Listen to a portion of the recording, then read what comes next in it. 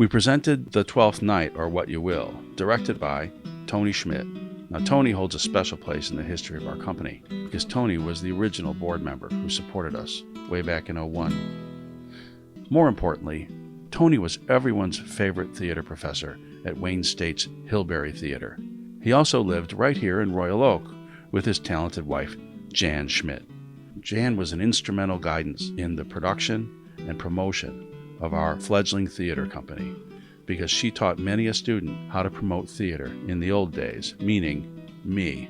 I was her student and I was his. Tony directed The Twelfth Night in his usual unabashed style, and it featured Kirk Haas and Scott Myers, as well as our good friend Cameron Knight and Tim Jacobs.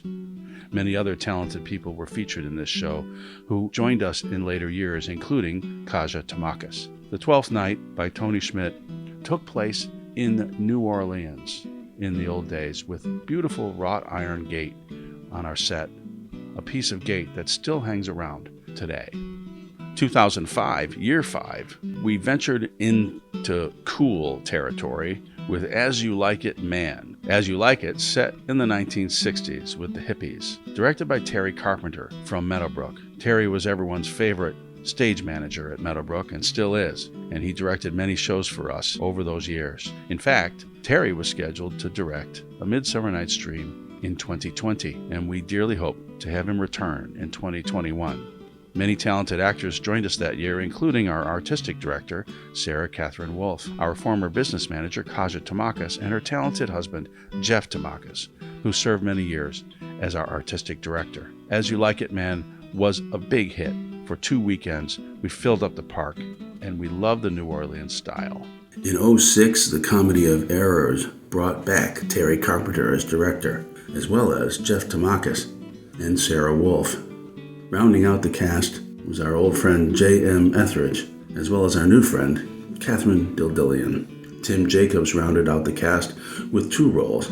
This hilarious version of an hilarious comedy featured Brian Conroy, our erstwhile house manager, stepping in as a citizen role, and our friend Dwayne Kimmel, who backs up the producer during most shows, standing in as well. The Comedy of Errors was set in the Old West with a special set design pre-built by John Manfredi. Terry definitely outdid himself with this one.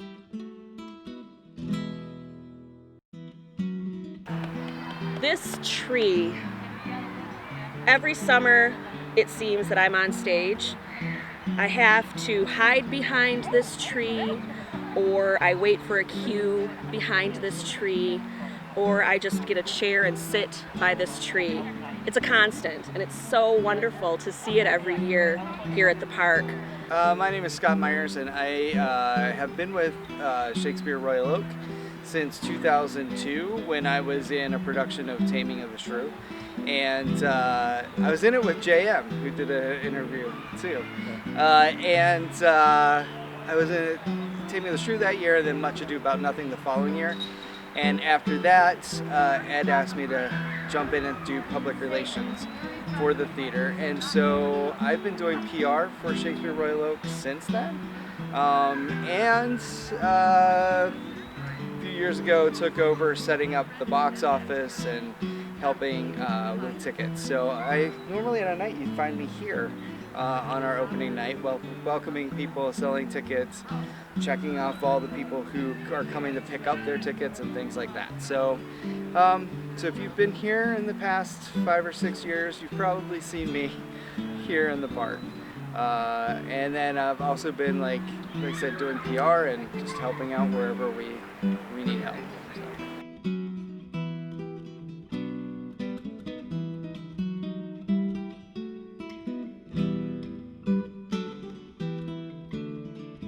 Hi, my name is Melanie. I'm Ed Nahhat's niece. I wanted to share a quick memory that I had from Shakespeare growing up, going to the shows. So the first show that I saw was in the summer of 2001.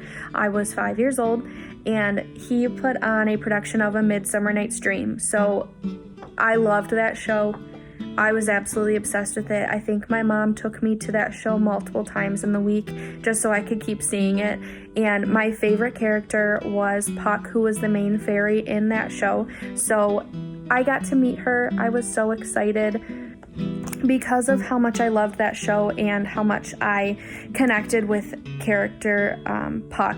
I was wanting to get more involved, so my uncle created Kids Shakespeare, which is a program that's put on every year for kids to go through workshops to learn about Shakespeare, learn about sword fighting, which was my favorite, learn a lot of lines from the popular plays that Shakespeare created, and then near the end they put on their own production of a show. It's been something that's been very near and dear to my heart for the past 20 years, and I have been so happy to see what it's grown into and all that my uncle has done with it. I'm so proud of him for turning it into what it is. I still am involved. I am every summer in the concessions trailer, so it's nice to still be connected to it and a part of it. This year has been pretty crazy with not being able to have Shakespeare. It's not something that I'm used to not participating in the summer, but I am excited to see everyone next year for the 2021 season and be back in the park with everybody. So here's what we can do together. Usually we have about 2,000 people come to this festival, and we figure they spend at least $50 per person. And they enjoy it, and we use the money to pay our actors, our designers, and all the artists that are employed here. But in 2020, we don't have any activities. We need to raise money, though, to plan for next year, and so I ask you, the 2,000 people who come here every year, send us $10 each. That will help make our budget for next year and guarantee that we'll be back. Can you do that for us? We really appreciate it.